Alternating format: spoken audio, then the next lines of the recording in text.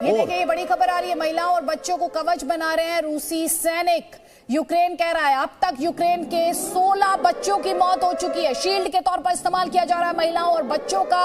ये दावा किया जा रहा है यूक्रेन के फोर्सेस द्वारा और कह रहे हैं कि 16 बच्चों की मौत इस लड़ाई में अभी तक हो चुकी है। शील्ड के तौर पर महिलाओं और बच्चों के इस्तेमाल का दावा और आरोप कहना चाहिए। ये बड़ा हमला यूक्रेन का लगातार, आपको याद होगा कल ज़ेलेंस्की ने जब आईसीजे जाने की बात कही थी और वो गए भी, उन्होंने ह्यूमन राइट्स वायलेशन की बात कही, उन्होंने जीनोसाइड की बात कही, उन्होंने कहा जीनोसाइड को जस्टिफाई करने की कोशिश की जा रही है एग्रेशन के नाम पर रशिया द्वारा।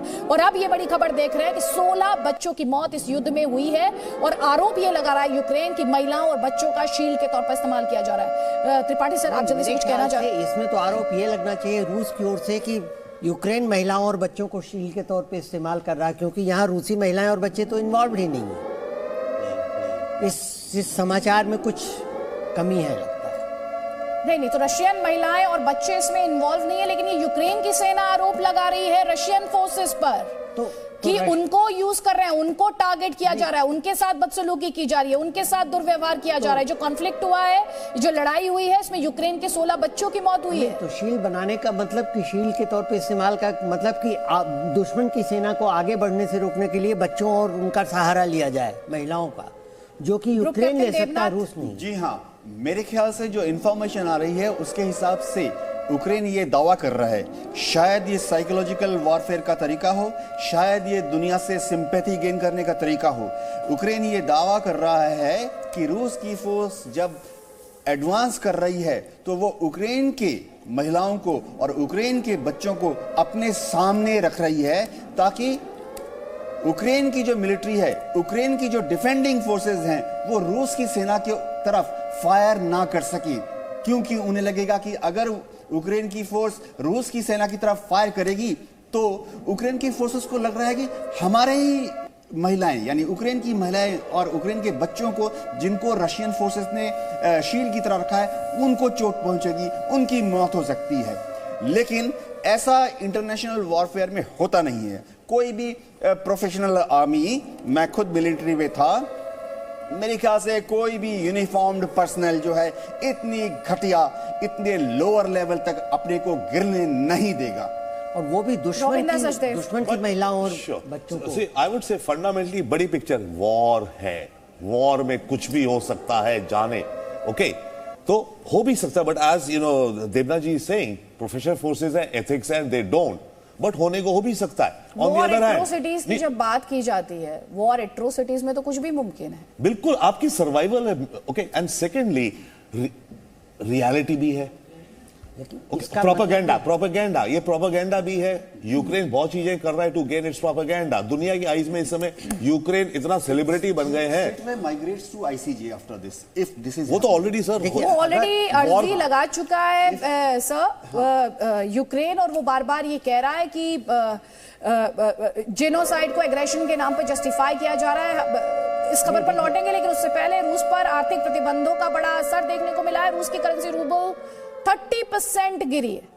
रूबल में 30% की गिरावट दर्ज की गई है। इस वक्त की बड़ी खबर लगातार, अभी आप थोड़ी देर पहले व्लादिमीर पुतिन को जब सुन रहे थे तो वो कह रहे थे कि वेस्टर्न कंट्रीज जो है वो एक के बाद एक हमें सैंक्शन कर रहे हैं, और जो वो सैंक्शंस है वो सही सैंक्शंस नहीं है। देखिए किस तरह से इकोनॉमी हिट हो रही है, उसकी एक तस्वीर हमने आपको दिखाई जब एटीएम में पैसे नहीं, और उसके बाहर रशिया के एटीएम्स की बात करें जहां पर लंबी लंबी कतारें, कई बैंकों के कार्ड ने काम करना बंद कर दिया है, ऑपरेशनल नहीं है। और एक और बड़ी खबर यह है कि रूबल में 30% की गिरावट दर्ज की गई है। लगातार सैंक्शंस का सिलसिला जारी है। आज सुबह भी हमने आपको बताया कि ईयू ने किस तरह से फ्रेश सैंक्शंस लगाए हैं, यूएस सैंक्शंस का ऐलान कर चुका है, और दुनिया की कई ताकतें ऐसी हैं, दुनिया की ताकतवर मुल्क ऐसे हैं जिन्होंने सैंक्शंस लगाए हैं रूस पर, और उनका किस तरह से असर पड़ रहा है वो अब आप अपने स्क्रीन पर देख पा रहे हैं। रूबल में जो करेंसी है रूस की, उसमें 30% की गिरावट दर्ज की गई है। रविंद्र सचदेव, क्विकली देखिए, दो चीजें हैं। एक तो पुतिन की जो प्लानिंग होगी, उन्हें पता तो होगा ये होना है, सिनेरियो बिल्डिंग उन्होंने करी होगी, तो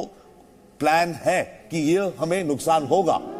अब कितना हो गया, अगर उनकी प्लानिंग से ज्यादा हो गया तो मामला गड़बड़ा गया। पर देखिए क्या क्या हो रहा है इस समय, रूबल और गिरेगा अभी शायद। अच्छा, मैं आपसे आम लोगों की भाषा में समझना चाहूं, जो इस वक्त हुआ, जिस तरह के इकोनॉमिक सैंक्शंस लगाए गए, उसके बाद उनको क्या रूस ने एंटिसिपेट किया था, और ये जानते हुए कि जो दुनिया भर के मुल्क हैं including United states of America, उसने सिर्फ इकोनॉमी को टारगेट नहीं किया, जो ऑग्लिगार्क्स सो कॉल्ड, जिनके बारे में कहा जाता है दे पंप इन मनी, उनको जिस तरह से टारगेट किया कि उसके बाद पुतिन के ऑप्शंस लिमिटेड हुए। यस सर, नो प्लान किया। ओलिगार्क्स को जो टारगेट किया गया उसके दो रीजन थे। उन्हें था कि ओलिगार्क्स के पैसे गायब हो जाएंगे तो दुखी होंगे और पुतिन ने प्रेशर डालेंगे कि भाई ऐसा मत करो, हमारे पैसे जा रहे हैं। बट पुतिन ने क्या काउंटर करा? पुतिन ने उन्हें बोला, तुमने जो पैसा कमाया करप्शन से, मैंने तुम्हें कमवाया है, अब मौका आ गया, अगर देश के लिए वो पैसा खोना पड़ता है खो दो, डज नॉट मैटर। और अगर कोई ओलिगार्क ज्यादा बोले, नहीं मेरे को तो मेरा पैसा खो गया, बड़ा दुखी हो, उठा के अगले दिन जेल में डालो। इस समय पुतिन कह रहा है पेट्रियट बनो, तुमने मेरे साथ मिलकर 1 लाख करोड़ कमाया है, तेरे 80,000 करोड़ इंग्लैंड के बैंक में जब्त हो गए, होने दो, 20,000 करोड़ तो हैं, घर है, खाना है, पेट्रियट बनो। तो ये अलग अलग चीज, ओलिगार्क्स पे वो इफेक्ट बट इफेक्ट हो रहा है मेजर। सेंट्रल बैंक के टोटल $800 बिलियन एसेट्स हैं अपेरेंटली रशियन, राइट? कल उनके अकाउंट फ्रीज हो गए हैं, करीब आधे। $400 बिलियन यूरोप में है ये पैसा। अब क्या पुतिन ने ये एंटिसिपेट करा था कि मेरा सेंट्रल बैंक भी हो जाएगा और सेंट्रल बैंक के मेरे $400 बिलियन ब्लॉक हो जाएंगे? और अगर वो 400 बिलियन ब्लॉक हो गए तो मेरी अर्थव्यवस्था पे क्या असर पड़ेगा? क्या पुतिन ने ये प्लान करा था? मेरे विचार से प्लान करा होना चाहिए, क्योंकि आप सिनेरियो बिल्ड करते हो, आप लड़ने जा रहे हो, या जनरल्स बैठे हैं, प्लानर्स बैठे हैं, आप जा रहे हो, आप सारे सिनेरियो मॉडल कर रहे हो ना। देखिए, जैसे बैंकों के स्विफ्ट सिस्टम पे जो बैन लगा दिया गया है, इसका एंटिसिपेशन पुतिन ने 2015 में कर लिया था। 2015 ने पुतिन ने इसके खिलाफ SPTS अपना अलग सिस्टम बनाया था, जिसमें 400 फाइनेंशियल इंस्टीट्यूशंस हैं, Armenia, Belarus, Germany, Kazakhstan, Kyrgyzstan वगैरह, और स्विट्जरलैंड के 28 बैंक भी उसमें शामिल हैं। तो ये पहले से बना दिया था। उसके साथ ही साथ चाइना का सिस्टम CIPS जो है, उसके साथ रूस का जारी है। और मैं ये बता दूं कि रिपोर्ट के अनुसार पिछले कैलेंडर ईयर में स्विफ्ट की टोटल ट्रांजैक्शन में रूस की भागीदारी 1.5% रही है मात्र। ठीक, इंपॉर्टेंट पॉइंट है यहाँ पर। लेकिन ये तस्वीर जो हम अपने दर्शकों को लगातार दिखा रहे हैं, ग्रुप कैप्टन देवनाथ, ये कहा जा रहा है ये रशियन मिसाइल सिस्टम जो है उसको टारगेट किया गया है ड्रोन के माध्यम से। क्या आप इन तस्वीरों को और ज्यादा डिस्क्राइब कर पाएंगे, समझा पाएंगे हमारे दर्शकों को प्लीज? जी हाँ, इसमें आप देख रहे हैं कि यूक्रेन की फोर्सेस जो हैं वो एक ड्रोन की मदद से रूस के एयर डिफेंस सिस्टम के जो कमांड एंड कंट्रोल का जो रडार सिस्टम है उसको अटैक कर रहे हैं। इंटेलिजेंस सोर्सेस के मुताबिक ये जो ड्रोन हैं ये यूक्रेन ने टर्की से इंपोर्ट किए हैं।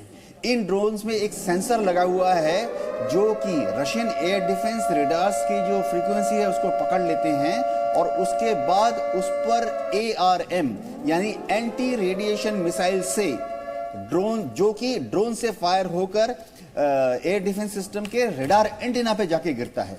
हाँ, मैं आपको ये भी बता दूं कि ठीक, जी, इस मिसाइल में एक zoom in home in camera भी होता है जो कि इंपैक्ट पर लास्ट मिनट तक फोटो देता रहता है।